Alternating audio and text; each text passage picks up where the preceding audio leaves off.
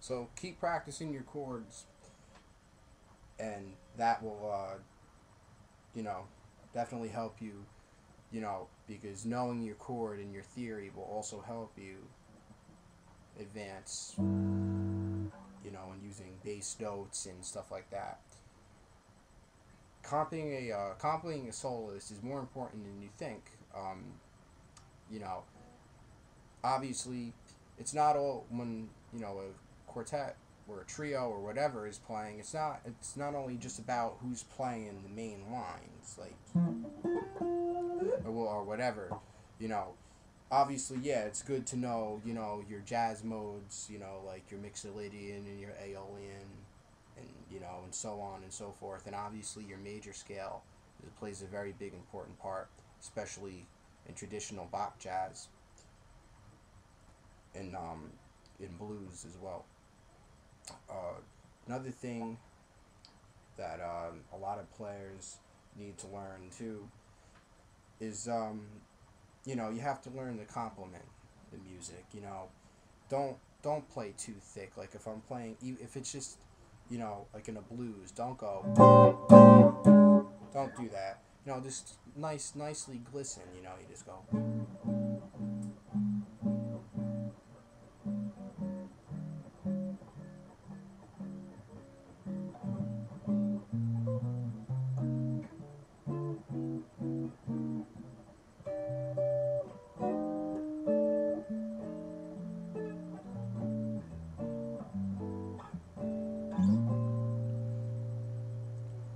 So another important part of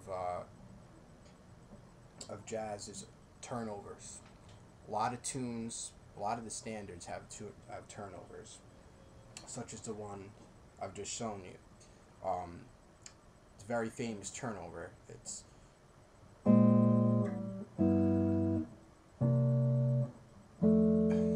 so basically, or you can play the bass note like I was showing you before as the turnover. But turnovers bring you back to the head of the song, and they need to be emphasized. So I'm gonna play you a tune called "Blues for Ike." It's by Django Reinhardt, one of his last tunes, and one of my favorites.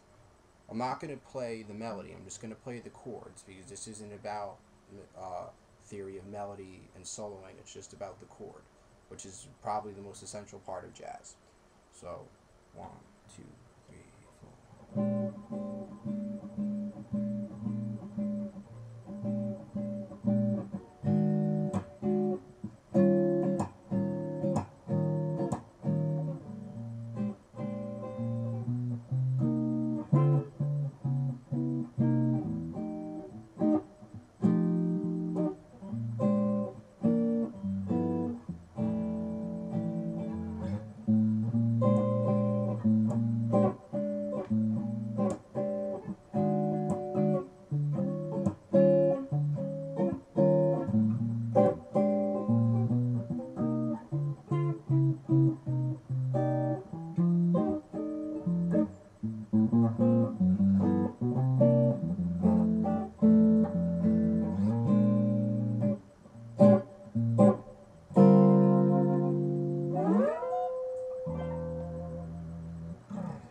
So, by just using simple bass notes and turnovers, such as the minor tone turnover, you can add that extra pinky there to make that chord sound nice. But just the minor turnovers in blues are very essential in jazz. But you need to emphasize the bass note, I feel, and make it sound whole instead of just going. You need to do. Sounds nice that way. And then obviously the turnover, you should emphasize the carryover of the bass notes.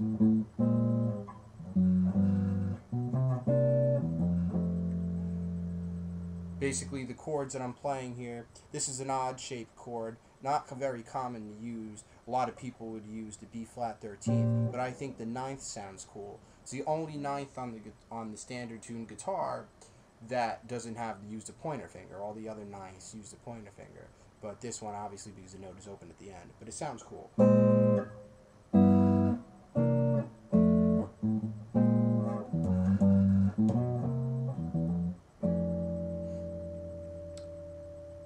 So those turnovers are very important, and bass notes should be emphasized, and the playing should be smooth. It shouldn't be harsh because you're complimenting a soloist. Also, that other chord that I use is a very good dissolve chord in jazz and swing. It's the 6/9 chord. I'm playing it in C right now. It's basically you're barring the first and second string with your ring finger, and your pointer finger is doing the 3, 4, and 5th.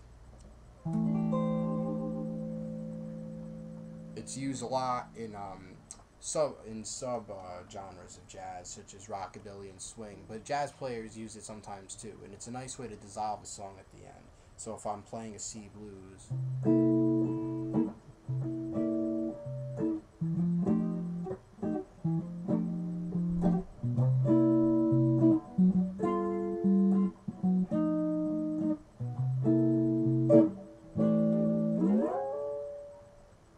you can slide up, or you can even do a technique like this. You here and G, and just go up to the counter notes of G up here.